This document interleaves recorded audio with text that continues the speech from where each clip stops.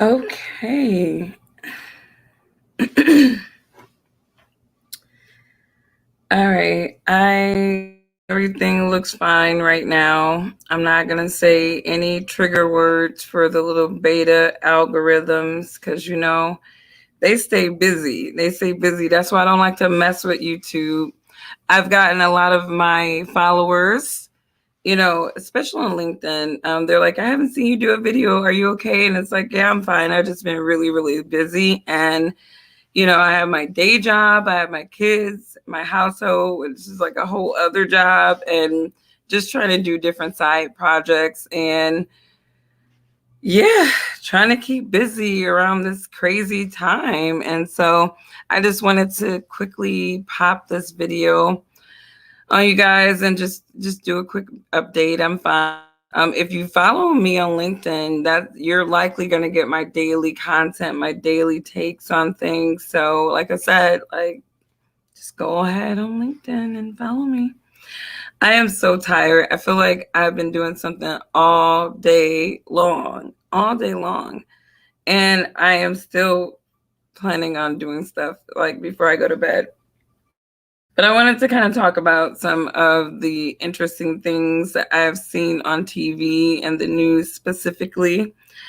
Because, here's the thing, I think we're in this really interesting time in American, I guess, conversation, if you will, especially the political conversation and even the social conversation, where you have Americans who are sort of coming to terms with a lot of reality. It's like, okay, yes, we can deflect a lot of arguments about what's happening to any given group in America to any type of ideology, such as racism or supremacy.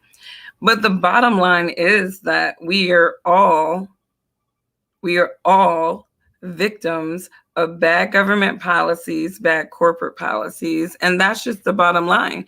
And a lot of people who may be born into different economic situations like poverty line, buying into arguments, that are sensationalized like we see, it's really easy because there it's an emotional appeal to it, and yes, you know it's a great way to deflect from what could be the core issues of what's going on with the person. But off of that, I think it's very interesting that when we're talking about racial equality and we're talking about all of these inclusive ideas, and all of these arguments to me are leading more to a segregationist type of society. And I'll give you an example. There are certain companies who have all these employee networks, the Black one, the Asian one, the this one, the that one. And it's like, why can't you just do one centralized employee network? But in the name of inclusion, we have to be able to segregate all these people off into different little groups so that everyone feels like they're represented, in some kind of way. And these arguments get really gray for me when we're talking about positions in government where the individual needs to be someone who is truly judicious. Like the Supreme Court justice, you don't want to be nominating people who have very radical ideas. You don't want to be nominating somebody, and it doesn't matter what color they are, what gender they are. If this individual demonstrates that they have radical ideas and that they are not judicious enough to be able to not even hide the fact that they have radical ideas, I think that any logical person who about the remote integrity of the Supreme Court would have reasonable objections regardless of race, regardless of identity, or any of those other arguments that they want people to play into. And so when I'm looking at the fact that Biden is like, the Supreme Court justice, I'm going to pick a Black woman, just like this whole campaign thing, Kamala Harris kind of played out exactly how most, you know, token blacks in politics play out, where you're basically, you know there's very little leadership. You listen to Kamala Harris talk about, I'm the vice president of the United States. It's self-validation when you hear her talking in interviews now, because it's just like, this is who I am. And it's just like, we just haven't seen much from you, Kamala, for us to really, buy into you versus your title that's been thrown to you because of your identity. So, getting back, I look at Biden, reaching out, trying to get this appeal to Black women by buck dancing with this Supreme Court justice, this Breyer replacement, just having to be this Black woman. And, here's the thing, I am proud of any individual, no matter what their color is, if they truly do merit being in a position where they are, and they demonstrate that, they have the best intentions for that position. I am all for, that person, any color. But when you are specifically choosing people because of their color and not so much because of what they stand for, how, what their application to the law is, what their track record, what their mindset is, reality when it comes to, you know, interpreting the law in a way that not just benefits like one segment or one ideology or one political group, but just benefits the overall constitution of this country. It's like, I have questions. And, obviously, Biden does not have a good track record of nominees. Like, so if you go back and you look at some of the Senate hearings with some of Biden's nominees, these individuals are very radical. You know what I mean? These people have ideas. These people are riddled with all kinds of insecurities and ideas about the system, and having just really extreme viewpoints, about what it takes to make changes in the that they perceive to be inequitable. So, Biden really definitely is going the extreme.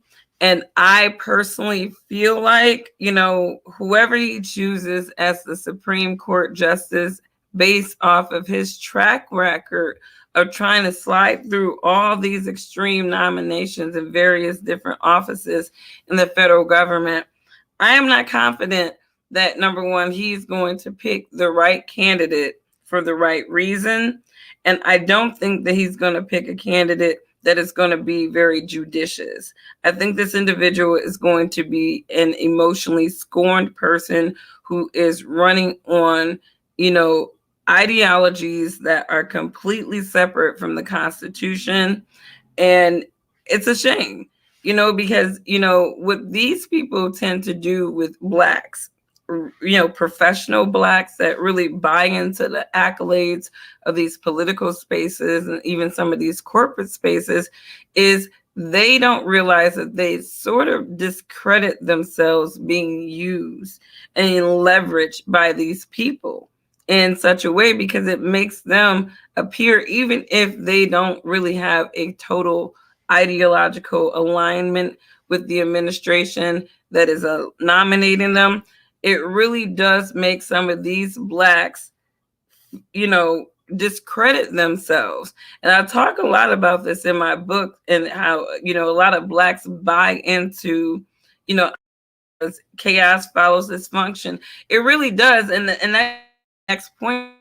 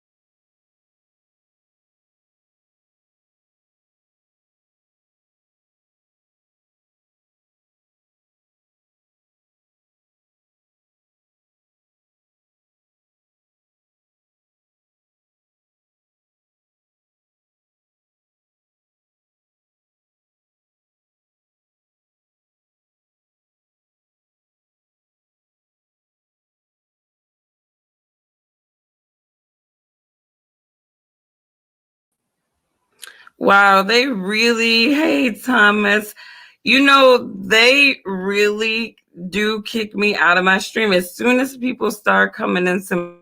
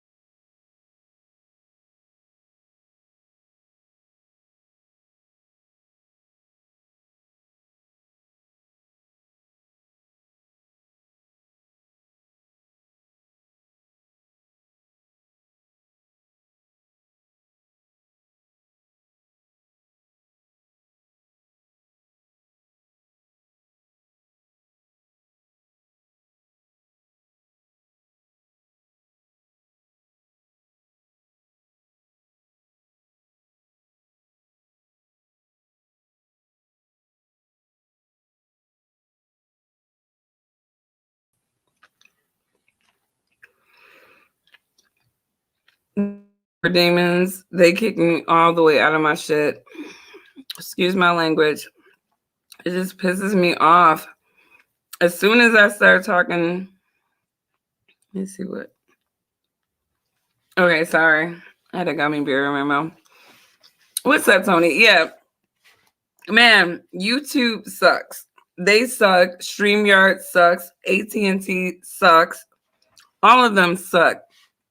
As soon as I start talking on some real stuff, all of a sudden the stream just goes stupid, right? Just really, and it's like I know what they do. It's like the more people start getting added to your stream and they don't like what you're saying, or if your thoughts are dissenting to what they want somebody to say, then boom. I checked on your channel earlier. Hey, what's up, Richard? How are you? I have been really, really, really, really busy. Like this, like honestly, I'm not a YouTuber. I will be the first person to tell you I am not a YouTuber.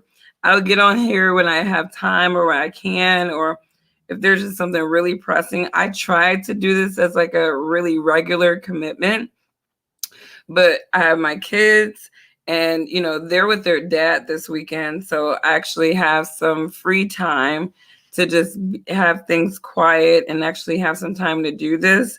But I've been really busy. The work job's been busy, so I miss you guys. I hope you guys have been well going through the chaos. I mean, how about the chaos globally? Man, I be looking at protests in Australia. I follow the protests in Canada. Like anybody following those? I mean, it's just people are really standing up for body autonomy, personal freedoms, and it's people on all sides of the argument, which I think is really beautiful. You have people who, have, taken the vaccine, people who have not, and they are just united and they're saying enough is enough with this crazy stuff. We don't want your globalist agenda. Yeah, the truckers, I mean, man, somebody did a nice little video compilation of so far what's happening, and it was just so moving and inspiring. And I'm like, yes, let freedom reign. Power to the people. We are tired of these global elitists just robbing us of our dignity, of our livelihood. It's like you have enough. Stop playing games. You know what these global elitists remind me of is Jonathan Swift. Like they just remind me of like a Jonathan Swift book. Like it just completely ridiculous. But, I was talking earlier, and, a lot of people, if you haven't heard, Biden is now playing identity politics yet again. Like, honestly, he didn't play identity politics very well picking Kamala Harris. He really did not. She is very ditzy. She is quite meticulous. I mean, there were so many other Black women who were strong, who had conviction, who could probably have carried him through this, this tumultuous time, you know, outside of Kamala Harris. I mean, that was just it was a loser's pick. Like, honestly, I didn't realize how much of a losing ticket that particular pair ended up being into their first year. It's a travesty to me. And Kamala Harris, obviously, she is, paying the price of being a token. You know, that's what happens. That's what happens when you stand next to a man that you called a racist and you believed all these things. What's up, James? How are you? You guys, I literally, let me tell you something. I was making some tea, and my kids are like, they just go crazy, but I ended up burning my hand really, really bad. So it's just in case you guys like, what happened to your hand? I actually just, like, my son, I was pouring some hot water in a cup, and my son was like screaming. It was like a scream. It was like really nothing big. Like, and it just, like, I just responded, and the hot water poured all over my hand. So thank God, as it's healing, I'm like, man, God, you're great. I see the pigment on my skin coming back. I had an automatic immune response because I can get mad scientific because I really did like the human immune system portion of learning about the human body. I just think it's an amazing, amazing system of the body, and there's so many autoimmune response. And I was just watching my body, just kind of, as soon as it happened, you guys know how it just like kind of blisters up and it looks really gross. But like now it's like healing. I see like little pigment dots coming in. Oh, I feel so much better, James. It doesn't hurt. I mean, it's actually kind of itchy right now to have a cream, so as it's healing and stuff like that. But for the most part, it's healing really, really good. But I've been busy though, with my job and my kids, and just trying to get my book sewed up and done so I can get it to an editor so I can publish it, because I'm looking to publish my book this year.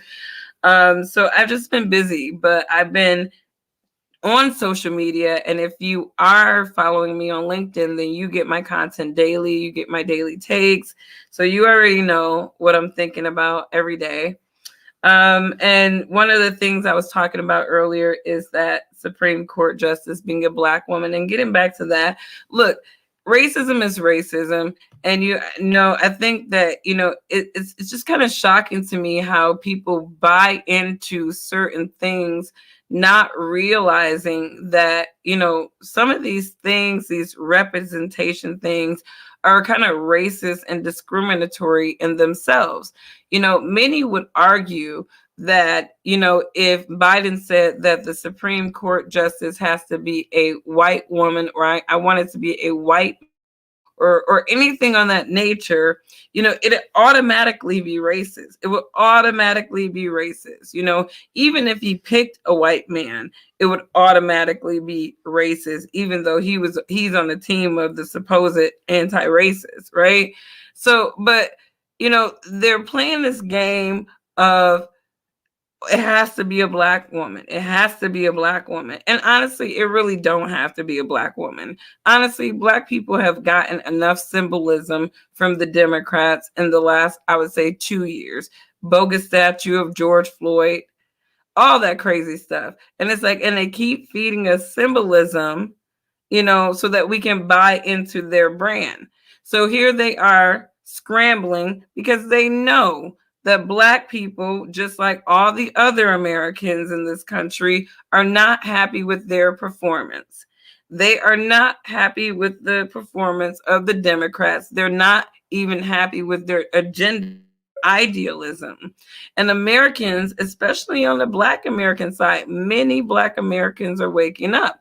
And the Democrats realize that just like you Blacks in 2020 vote for Trump, even though Trump did not win, a lot of more Blacks voted for Trump than even in 2016.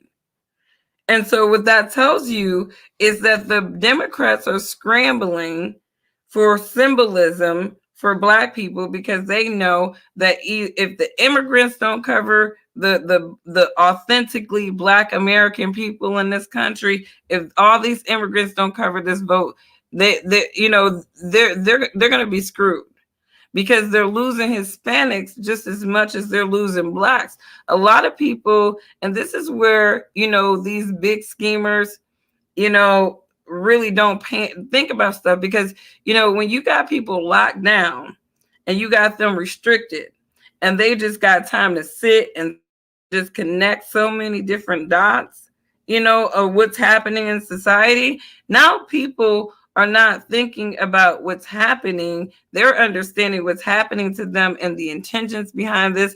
And a lot of people are just sort of like, oh my God, this is just disgusting. It's absolutely disgusting. I mean, even down to the vaccine mandates, and, the Biden administration is still trying to use OSHA, leverage OSHA to make that happen and make that a permanent rule. And so keep a watch out on that. A lot of people think there's victory. There's no, if you look at a lot of these court documents, and somebody pointed this out recently, they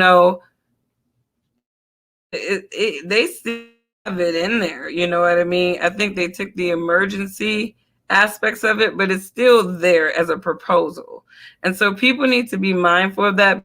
Obviously, if it's a proposal, then it may have to go through the appropriate channels of public scrutiny and even still be shot down or further measures. But at this point, it's pointless. The private sector, they're able to do it regardless if there's a mandate or not. Look at Chase, for example, JP Morgan, they're still making their employees get, the vaccine, even though, the data and all of the data in totality, demonstrates that that's just a nonsensical mandate for a company to have at this point, especially, if people are willing to have the risk of not being vaccinated, it's just to me, it's tyrannical. And I really think that people need to start putting a lot of things into perspective in terms of the government and even big corporations and their businesses and how these individuals have so much control over your life. You know what I mean? And I think about that every day. And, I think that, I'm a capitalist. I believe in the capital system. I believe in free enterprise. I believe that if you have skills and capabilities and they're useful to the market and you're able to get the right people to buy into your skills and capabilities, then you should be able to leverage them in the capital system and make money and provide, a livelihood for yourself. I truly, truly, truly, truly, truly believe, in, the free enterprise system, if you will. But, I think that, we have pure capitalists and we have evil capitalists. And, as I made the argument to somebody recently, who believes in this anarchist society, and I asked him, what does your anarchist society look like? And this fool, and this is where, I have a sensitivity to certain things. Well, it's a barter system. Basically, there's no money. There's no standard of money. There's no currency. Everybody's just buying and selling. Bartering, trading each other. Like physical things. Like you need some Band-Aids, I'll give you some paper towels, some crazy stuff like that. And I'm just like, well, how does that work economically? He was like, well, there is no economic system. And it's like, well, how how does the overall system work if there's no economic system? He said, no, everybody, it's just a barter system. And it's like, to me, I mean, things like that doesn't make, it's almost like, okay, so you realize that the capital system is buying and trading, right? You're buying and selling. That's basically what you're doing. But he's like, no, you're not going to be selling anything. You're just going to be bartering. And this is where, some of this stuff is so confusing to me. It's almost like,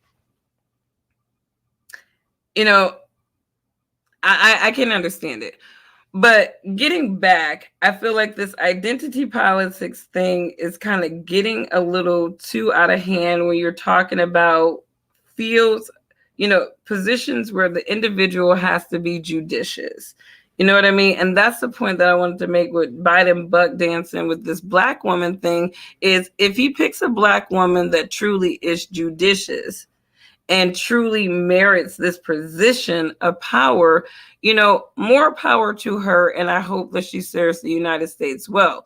But the fact that he is choosing women on the premise of their color and not so much what they stand for, what their track record of judicious conversation. Some of these women sound like Marxists. I've heard some video clips of some of them, and they sound like outright Marxists. And it's like, well, what is Biden ultimately trying to do? What is he ultimately trying to do? He's trying to buck dance because he's lost a lot of the black population. And it's like they got a choice: either give them a Supreme Court nomination or pop a public lynching. You know what I mean? George Floyd was so devastating that it's like we really do need to save the public lynchings for the national elections, like when they're voting for the president, when we really need the black people to show up. I don't know if we want to waste a public lynching on midterms. So let's just see if we can smooth them with this Supreme Court nomination. So that's where the buck dance come in. He's buck dancing for black women because Biden knows he doesn't have the black male vote. He knows he doesn't have the black male vote. He knows it. He knows that the only ones that the Democratic Party knows they can rely on black women. And it's so funny. This guy made an argument with me on LinkedIn. He's like, well, 90% of black women vote Democrat. And it's like, well, yeah, 70% of them are single mothers, right? So they're scorned for a variety of different reasons. And the Democrats have all kinds of emotional appeals to single mothers and free daycare and free this and free that. Hell yeah, single mothers are in love with the Democrats. And I was like, that other 20% of black women are probably self-interest. They're probably hanging on to legacy, recycled rhetoric about the black struggle, and they're all about the heritage, and that's great. But they're about the history of blacks out of context to kind of fit this narrative of struggle so that they can profit from the struggle. Because believe it or not, there are blacks that profit from keeping the struggle alive. And when people think about shit like that, like, has anybody ever thought about the shit that black people say? Keep the struggle alive. Why the fuck would you want to keep a struggle alive? Like, anybody ever think about that? Why would any person who is struggling or come from a struggle class, why would you want to keep your struggle alive, right? Because that 20% of black women are part of that group of black people that profit from the black struggle. There are, like I keep telling people, the black struggle is a profit center. So that 20% of black women for Democrats or whatever like that, they are the talking piece, the mouthpieces of the, for black women of the struggle. And we need single mothers and your Cori Bushes, all of them. Those people, those are the self-interest blacks. So of course, and, it's interesting to me that, kind of pivoting a little bit because, again, you have all these arguments leveraging Black struggles and pangs and transgressions in this country so that you can move individuals in a sensory way to make a political decision. But then when you make this political decision, then you end up with these individuals who are still like in a state of high crime and dysfunction. So let's look at America right now. And I said this last year. Democrats are destroying our inner cities because they're normalizing dysfunction. They are normalizing dysfunction in almost every facet of the poverty line, especially influence. And they're doing it with the music. You know, when you think about your top rappers, 2020 to 2022, you know, these are people who are gang affiliated. Their songs were top songs, right? On the radio talking about killing other Black men. And then we see this crime wave talking about killing Black men, talk about, you know, fuck the police, you know, that attitude. And then you have this crime wave and you have police officers, these everyday individuals who are getting up, putting on a uniform and a badge. And a lot of these people are organically good people who just want to support their families and do something for their communities. And these people are targets. They're being picked off. And, you know, this is to me a trend, and it's a trend that kind of continues to go on. And so that is just to say that, you know, when you think about people crying about the same issues and doing the same thing and buying into the same thing, these symbols, these tokens and stuff like that, you know, Black people, you know, the one thing that I really want us to do as a community or as a segment of America is really kind of sit back and think about how arguments are presented to us and even why people are presented to us.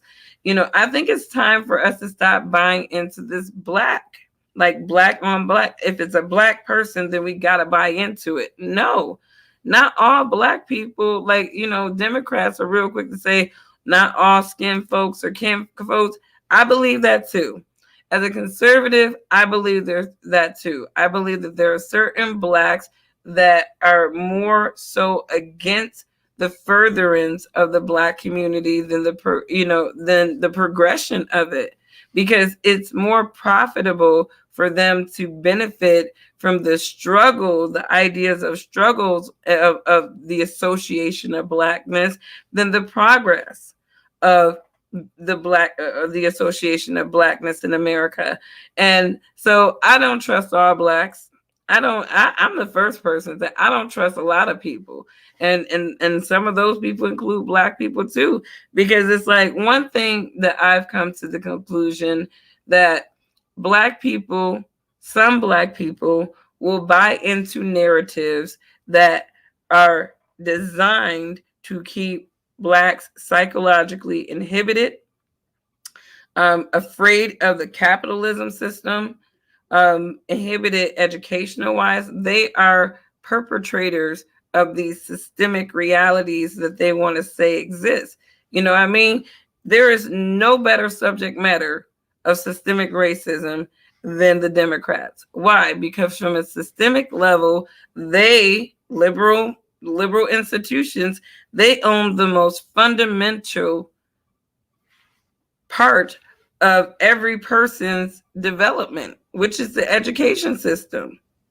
It's a highly liberal ran system. And so that tells you that at the very, very fundamental ground of the United States, you know, on the level, you have individuals with democratic mindsets who are inhibiting individuals from being able to be great.